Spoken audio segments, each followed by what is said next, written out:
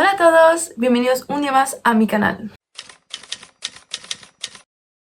El vídeo de hoy va a ser un poco diferente y es que vamos a hablar de un poco la historia de la marca Balenciaga, de Cristóbal Balenciaga, su fundador, de la marca en sí, un poco de todo.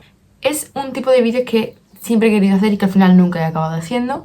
He empezado en TikTok con vídeos cortitos y que, si ves este vídeo, pues complementan a los de TikTok, aunque os invito a ver mis vídeos en TikTok porque creo que también están muy guays. Como habéis podido ver en la portada, tengo este libro que es el pequeño libro de Balenciaga, que me encanta, del que he sacado parte de la información que voy a contar en este vídeo.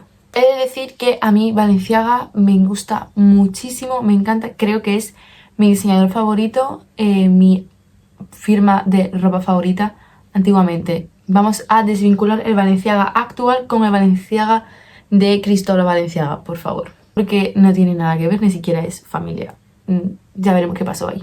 Tengo esta libreta de Vogue monísima que me vino con la revista, un poquito de lo que vamos a hablar hoy. Bueno, vamos a empezar diciendo quién era Cristóbal Balenciaga.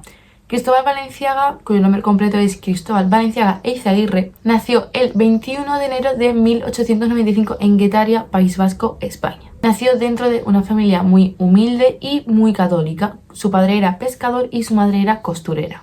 Por ahí ya vemos un poco por dónde vienen los tiros. Cristóbal Balenciaga desde pequeño soñaba con ser modisto y en sus ratos libres copiaba todo tipo de diseños que veía. Con tan solo 13 años, la marquesa de Casatorres se quedó prendada de la vocación que tenía Cristóbal Balenciaga desde tan pequeño y le propuso un reto que le cambió la vida por completo. La marquesa le dio un trozo de tela de uno de sus vestidos más exclusivos y le propuso como reto que lo copiara. Tanto el talento de Cristóbal como el resultado del vestido le fascinó a la marquesa. Y a partir de ese momento, Cristóbal se convirtió en su mecenas. En 1999 abrió su tienda Eiza en San Sebastián, en honor a su apellido materno, Eizaguirre, Eiza, que llegó incluso a Madrid y Barcelona. E incluso la familia real española y la gente de la aristocracia llevaba sus diseños, algo que era increíble, siendo una persona con tan poca trayectoria. Con el estallido de la Guerra Civil Española, tuvo que cerrar todos sus talleres en España y trasladarse a Francia, más exactamente a París. En la misma ciudad de París abrió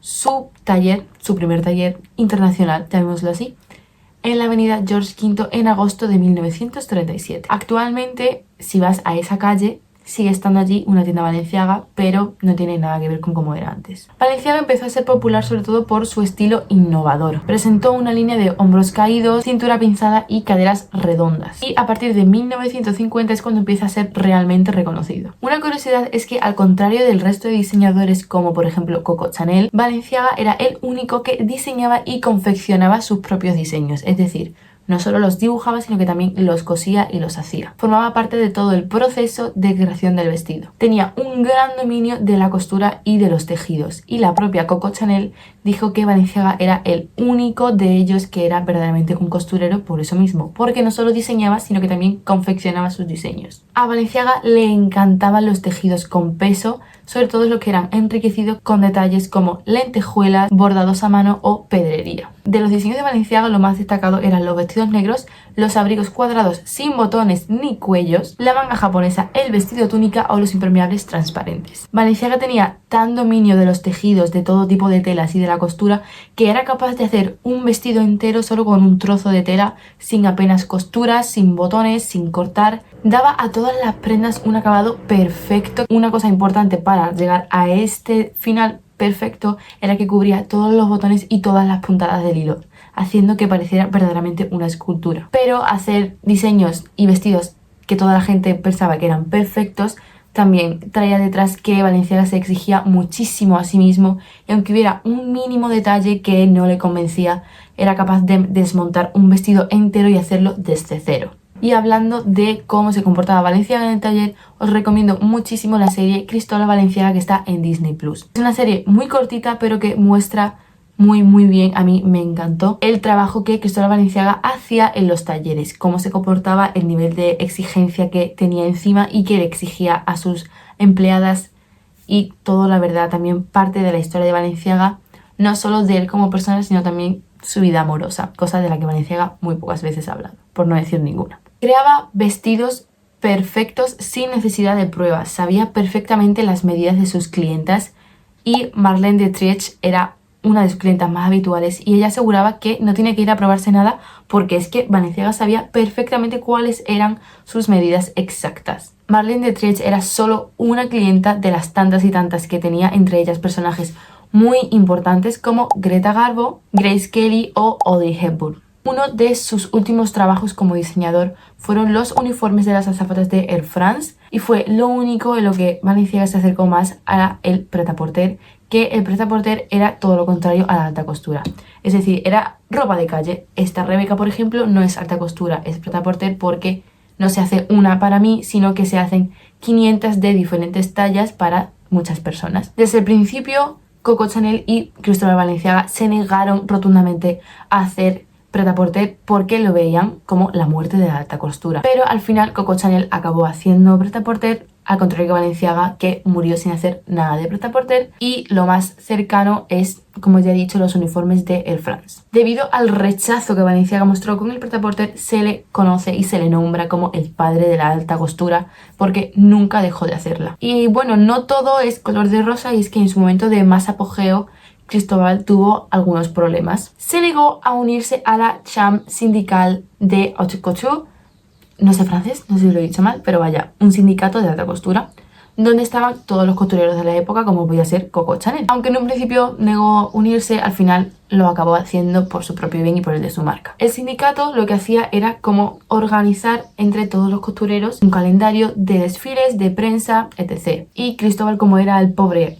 hacía lo que le daba la gana, era un alma libre, en 1956 se apartó completamente del calendario oficial de desfiles acordados por el sindicato. Eso hacía que Cristóbal presentaba sus colecciones a la prensa justo antes de dárselas a sus clientas, para así evitar copias de sus diseños y ganar visibilidad. Y como consecuencia a este saltamiento de normas de Balenciaga, fue expulsado del sindicato, lo que hizo que a partir de entonces las prendas de Balenciaga no fueran catalogadas legalmente como prendas de alta costura, ya que no estaba en el sindicato de costureros. Hizo muchísimos vestidos importantes para muchísimas celebridades, pero en mayo de 1968 se retira de la vida activa y deja de trabajar. El 1 de julio del mismo año, 1968, se da a conocer la noticia de que los talleres Balenciaga de París, la casa central, cierra. Fue una noticia que dejó a todo el mundo anonadado, ni siquiera los empleados sabían que iban a cerrar, nadie sabía nada, simplemente Cristóbal lo decidió así y cerró. Balenciaga cerró sus talleres tanto en Madrid como en París debido a razones económicas. Estos problemas económicos se dieron porque las personas dejaron de comprar alta costura al tener el prêt-à-porter mucho más a mano y mucho más barato. Pero marcó un antes y un después en la moda, sin duda alguna, y como he dicho antes, Balenciaga se negó a hacer algo que no fuera alta costura. Los estadounidenses impactaron mucho en esto porque dejaron de comprar alta costura francesa, y a Balenciaga eso le afectó muchísimo porque el 70% de su clientela eran estadounidenses. Tras su retirada activa y el cierre de Balenciaga, él volvió a España y se instaló en el pueblito de Javia, en Alicante. 4 años después de su retirada, recibe el encargo de el diseño del vestido de novia de Carmen Martínez Bourdieu. Así a lo mejor no la conocéis, pero si os digo la nieta de Franco, seguramente que pues os suena un poco más. Balenciaga aceptó y realizó el diseño del vestido de boda de Carmen Martínez Bourdieu, hija de Carmen, hija de Franco. El acto tuvo lugar el 8 de marzo de 1975, siendo ese vestido el último vestido, el último diseño de Balenciaga, ya que ese mismo marzo, más específicamente el 23 de marzo, Balenciaga se fue de vacaciones y, aunque no estaba aparentemente enfermo ni estaba grave, sufrió un infarto de miocardio y un paro cardíaco que lo llevó a la muerte a los 77 años. Y evidentemente fue enterrado en su Guetaria natal. Como te he dicho antes, el Balenciaga de antes no tiene nada que ver con el Balenciaga de ahora, porque aunque la casa Balenciaga cerró sus puertas en 1968, y como he dicho antes que el Balenciaga de antes no tiene nada que ver con el Balenciaga de ahora, no está ligado de ninguna forma, simplemente en el nombre. Aunque la casa central Balenciaga cerró en 1968, en 1986 Jacques Bogart compró los derechos del nombre de la marca Balenciaga a los herederos de la marca. Algunas curiosidades que os quiero contar es que en el taller de Cristóbal Balenciaga se han formado muchos modistas de ahora renombre como Paco Rabanne, Hubert de Givenchy, y Óscar de la Renta. Si estáis un poco puestos en el mundo de la moda, conoceréis al escultor Eduardo Chillida. Era muy amigo de Cristóbal Balenciaga y tras su muerte hizo una escultura llamada Homenaje a Balenciaga. Tras su muerte, la ciudad de San Sebastián le rinde homenaje con un paseo situado en el barrio de Higueldo, donde él tenía una casa. Y si sois muy fans de Balenciaga como yo, decir que podéis ver muchas de sus prendas en exposiciones, sobre todo la Casa Balenciaga en Guetaria es la que más prendas tiene expuestas, aunque también se pueden ver exposiciones de prendas Balenciaga en el Museo del Traje de Madrid. Yo fui y es una pasada, es precioso todo. Y la parte de Balenciaga me encantó. Y también en el, lo voy a leer porque no sé catalán, Museo Textil y de Indumentaria del Design Hub, no sé cómo se dice, de Barcelona. Espero que os haya gustado mucho el vídeo. Decidme de qué más gente queréis que haga este tipo de vídeos. No olvidéis seguirme en TikTok, que voy a hacer también pequeños vídeos sobre moda. Y nada, nos vemos en el siguiente. ¡Mua!